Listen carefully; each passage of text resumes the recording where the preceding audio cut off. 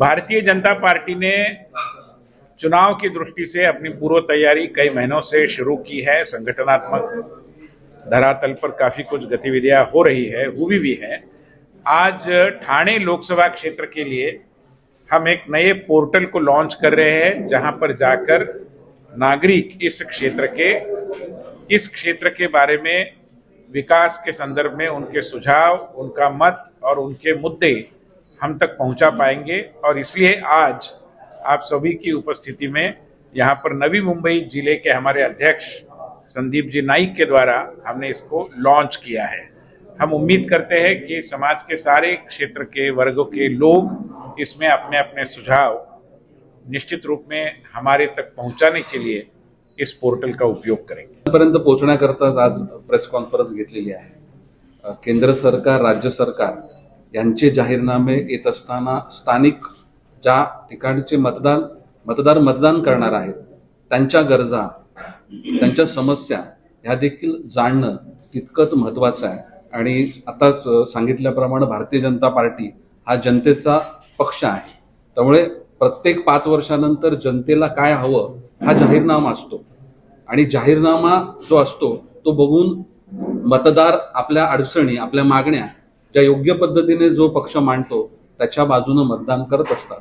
त्यामुळे निवडणुकीमधली ही अत्यंत महत्त्वाची प्रक्रिया आहे आणि भारतीय जनता पार्टीचं नेहमीच इलेक्शनच्या अगोदर अशा प्रकारची नागरिकांची मागणी काय आहे, नागरिकांच्या समस्या काय आहेत ही जाणण्याची प्रथा आहे आणि त्याचाच एक भाग म्हणून आज संपूर्ण ठाणे लोकसभा मतदारसंघामध्ये अशा प्रकारची माहिती जनतेकडून संकलित करण्याकरता पोर्टल सुरू केलेला आहे।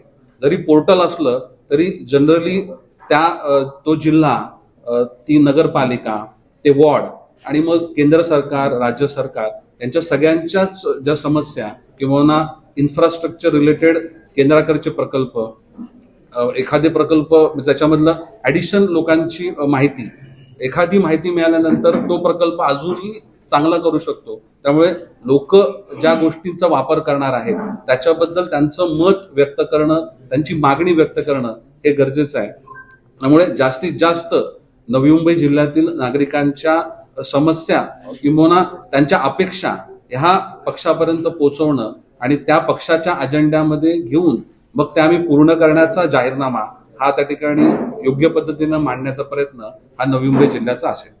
आदरणीय विनयजी सहस्रबुद्धे साहेबांनी या ठिकाणी सांगितल्या पद्धतीनं आणि संदीपजींनी सांगितल्या पद्धतीनं ही खरोखरच मला वाटतं भारतवर्षामध्ये अनेक पक्ष आहेत, लोकशाहीमध्ये तो मान्यता असेलच विषय आहे, परंतु हा भारतीय जनता पक्ष एकमेव पक्ष आहे जो जनतेकडे जातो आणि सांगतो की तुम्हाला काय अपेक्षा आहे। मला वाटतं देशामध्ये असं कुठलाही पक्ष करत नाही। लोकांनी याचं स्वागत करावं आणि जास्तीत जास्त हा जो उपक्रम आहे याला सर्वांनी सहकार्य करावं। सर, सराव परीक्षेची आपण घोषणा केलेली आहे, कसा प्रोग्राम असणार आहे सराव परीक्षा? निश्चितपणे दरवर्षी आपल्याला कल्पना आहे की सुरुवातीलाच आपल्याला कल्पना आहे की ह्याचा प्रकल्पाची खरी जी सुरुवात संकल्पना मान्य गणेशजी नाईक साहेबांनी ही 25 वर्षापूर्वी घेतली होती।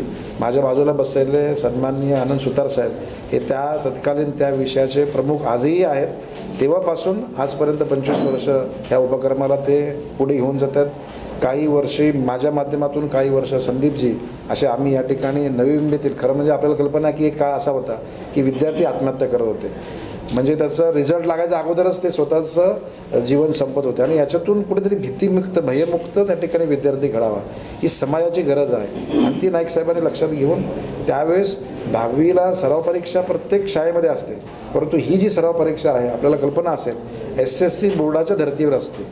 अनेक वेळा या गोष्टीचा उपयोग इतका चांगला झालेला आहे, मला सांगायला आनंद होतो की कितीतरी SSC परीक्षेमध्ये उत्तीर्ण झालेले मुंबई बोर्डाचे विद्यार्थी किंवा त्याच्यामध्ये पहिला आलेला विद्यार्थी, आता ते नाही होत, पूर्वी ते पहिला, प्रथम, द्वितीय असायचे, तेच विद्यार्थी आपल्या या सराव परीक्षेमध्ये प्रथम आलेले आहेत आणि 1-2 टक्क्याचा फक्त फरक पडलेला आहे। त्याचं मला असं वाटतं की याच्यातून असे अनेक विद्यार्थी आहेत त्यांना वाटलं होतं की आपण फेल होऊ, इथून कुठला तरी विषय आपल्याला समजत नाही, 35% मार्क मिळत नाही, 10% मार्क कमी पडतात, तर अशा विद्यार्थ्यांनी पुन्हा आत्मविश्वासानं अभ्यास केला आणि ते सराव परीक्षेत पास झाले। त्याच्यामुळे मला वाटतं ही सर्वात मोठं योगदान या माध्यमातून आहे, याचा नक्कीच नवी मुंबईकरांना, त्याचा विद्यार्थ्यांना उपयोग होईल। ही एक अभिनव कल्पना भारतीय जनता पार्टीने 2014 पासूनच सुरू केली. ठाणे लोकसभा क्षेत्रातल्या सुद्धा बऱ्याच जागरूक मतदारांना असं वाटतं की जो कोणी भावी खासदार असणार आहे या लोकसभा क्षेत्राचा त्याने आमच्या मागण्या आमच्या सूचनांचा अंतर्भाव घोषणापत्रात करावा. आणि अशा सगळ्या जागरूक मतदारांसाठी हे पोर्टल www.thaneloksaBha.in हे त्याचं URL आहे. हे आपण आजपासून नागरिकांसाठी खुलं करतोय. या पोर्टलमध्ये ठाणे लोकसभा क्षेत्राचा थोडासा इतिहास, याची भौगोलिक माहिती, त्याचबरोबर कॉन्ट्रीब्यूट टू विजन ज्याच्यावर आता मान्य संदीपजींनी क्लिक करून त्याचं अनावरण केलं, हा एक फॉर्म आहे ज्याच्यामध्ये प्राथमिक माहिती आपली भरली, नाव, मोबाईल नंबर आणि आपली विधानसभा, की मग त्याच्यामध्ये आम्ही 15 ऑप्शन्स दिलेले आहेत. जसं हायजीन आहे, हेल्थ आहे, इन्फ्रास्ट्रक्चर आहे, लॉ अँड ऑर्डर आहे, विमेन एम्पॉवरमेंट आहे, चाइल्ड वेलफेअर आहे, ॲडमिनिस्ट्रेटिव्ह इश्यूज आहेत. याच्यापैकी कोणत्याही प्रकारची सूचना आपल्याला द्यायची असेल तर ते सिलेक्ट करावं आणि 100 शब्दांमध्ये आपलं म्हणणं मांडावं. त्याचबरोबर 2 फोटोग्राफ किंवा PDF अपलोड करण्याची आपण सुविधा दिलेली आहे, ज्याच्यामध्ये छायाचित्र असू शकतील किंवा एखादा राईटअप असू शकेल, तो आपण अपलोड करू शकतो. सबमिट केल्यानंतर असं ईमेल कन्फर्मेशन आपल्याला येईल आणि आपली सूचना ही भाजपच्या ठाणे लोकसभेच्या घोषणापत्रामध्ये सम्मिलित करण्यासाठी त्याचा विचार केला जाईल. तर अशा आगामी 1.5-2 महिन्यामध्ये अशा सगळ्या सूचना ज्या एकत्रित होतील त्याच्यावर आमची जी घोषणापत्र समिती जी काही बनेल त्याचा विचार करेल आणि त्याचा अंतर्भाव या घोषणापत्रामध्ये करण्याचा निश्चित प्रयत्न करेल. असं हे अभियान आजपासून मान्य संदीपजींच्या अध्यक्षतेखाली नवी मुंबईमध्ये आम्ही सुरू करतोय. डॉक्टर विनय सहस्त्रबुद्धे यांनी ही संकल्पना इकडे राबवण्याचा संयोजक म्हणून प्रयत्न केलेला आहे.